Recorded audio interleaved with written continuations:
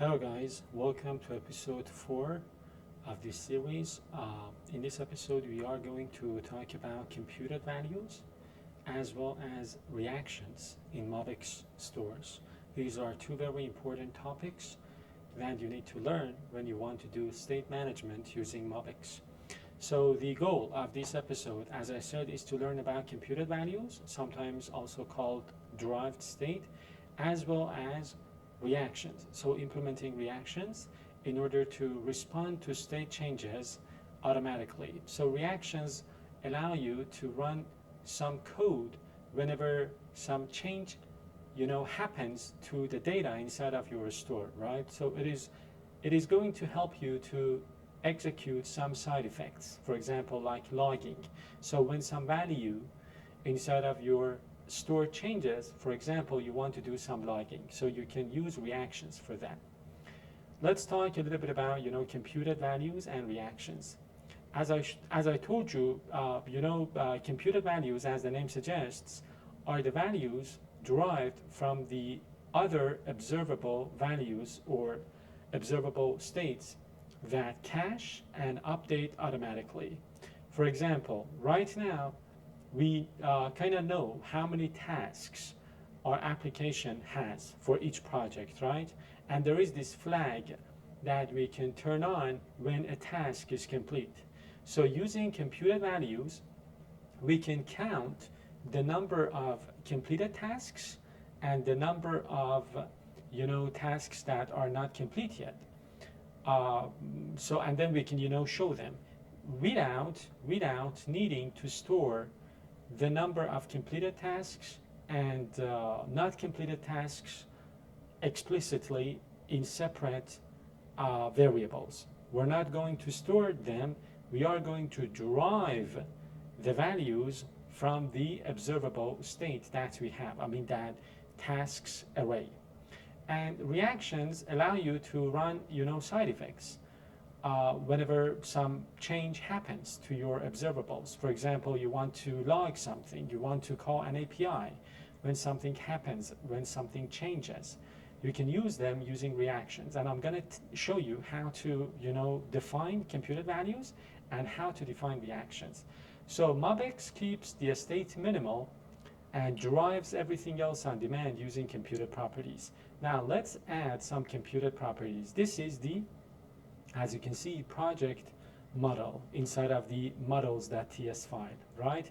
What we are going to do is to create these two computed values. As you can see, the name, completed tasks count and total tasks count. And take a look at the syntax as well.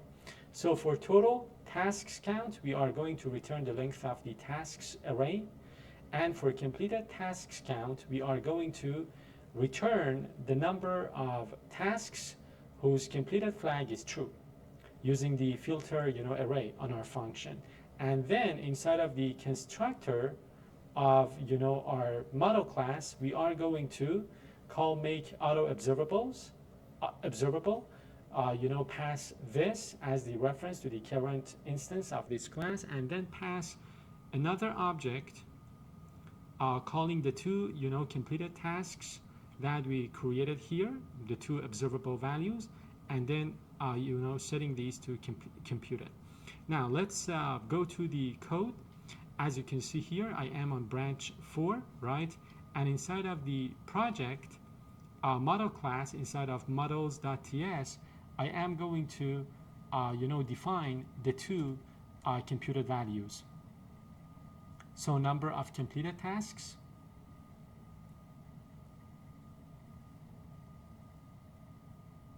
as well as total number of tasks. Let me turn off the suggestions as well. Now, the next step, as I showed you, is to update the constructor of this class, this constructor, to kind of indicate that we have two observable, two derived observables. So I'm going to write the new version of the constructor with ID and name, calling make auto observable, completed task count and total task count. And of course, I need to import the computed from MobX store. Back to the notes. So now we need to use the computed values inside of our task list.tsx. So we are importing the project from the models class, and if you take a look here, after we have rendered the name of the project, we want to show how many tasks are completed inside of this project and how many tasks are not complete yet. So we are going to call these two observable values using the project object that we have here. This needs to go inside of the task list.tsx component. So let me go to task list, and here is where we are rendering the name of the project, and below this I am going to render the values inside of our two observable states. Back to the notes. Yeah, we already did this. Now let's talk about reactions. I already talked about reactions. So reactions help you to run side effects.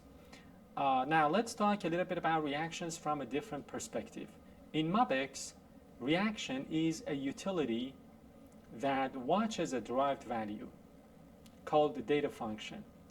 And whenever that value goes through some change, it runs an effect, right? So that effect could be anything you want. Could be, for example, logging something or communicating with a backend API. Now I want to talk a little bit about the syntax of a reaction in our store. So this is the syntax to create a reaction. So we have a data function. So it says it's a function that returns the observable data to track. In our case, we want to track the length of an array, and I will show you how. Then we've got this effect function. It's a function that runs when the data returned by the data function changes. And then there is an optional, options as well that you can, use to do some configuration. I'm not going to use this one for now. So basically, for our reaction, we need to define two things, right? The data function that returns the value we want to watch, and then the effect that we want to execute whenever that value changes.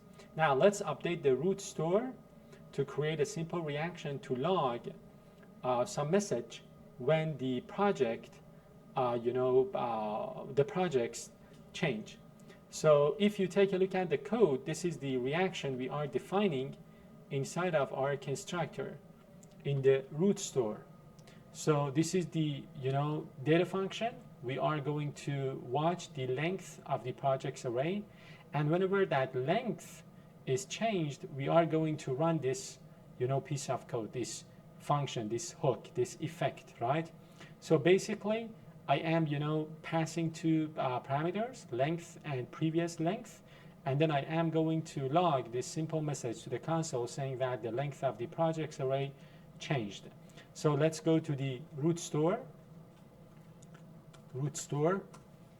and inside of the constructor, I am going to define my reaction. So make auto observable, and then the reaction. First, let's return the thing we want to watch, which is the length of the project's array, and then let's define the effect that we want to execute when that value, the length of the projects, change. So this is it. This is the code that we need to write, and I'm going to import reaction as well, and we're done. Now let's go back to the notes. Let's talk about this as well. So reaction, and then the length of the array. So this is the data function. So MobX tracks the value returned by this function, which is the length of the project's array. That means that MobX will track changes to the length of the project's array. This function is only rerun when the length changes, not the contents of the array. So it doesn't track the contents, the actual contents of the array. It only watches the length of the array. And then this is the effect, right? So effect function, this runs whenever the length of the project's array changes, and length is the new length, and previous length is the previous length. So this line is going to do the simple logging for us to kind of tell us how many projects are inside of the array. Now, what we can do now is to, create projects, create tasks, flag them as completed, and then check the console for the changes that the application will log. So I'm gonna open the, console.